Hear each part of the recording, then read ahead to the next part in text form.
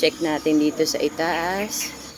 Ang lakas na naman po ng ulan kagabi. At ito pa ang ebidensya, oh. Mga puyog na puyog pa po sila, oh. Ayan. Ayan, mga basang-basa sila. Nabasa na naman po sila ng malakas na ulan. Pag po kasi ang ulan is galing dito, oh.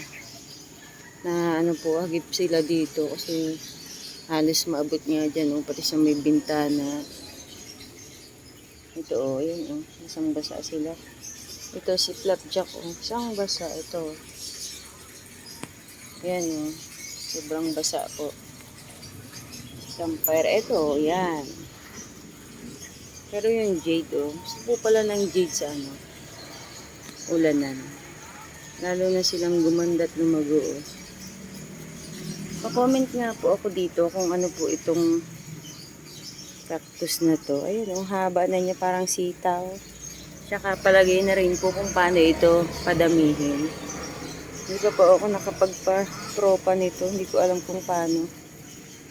Nung nabili ko po, ito parang ilang ano lang, ilang ganyan lang, oh, mga gandito lang po. Yan.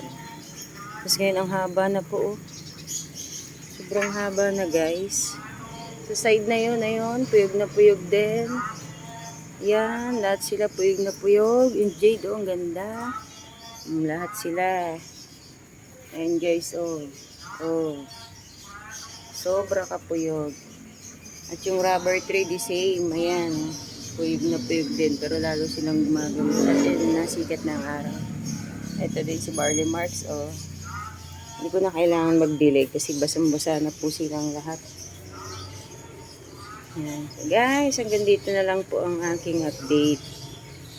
Bye! Thank you for watching!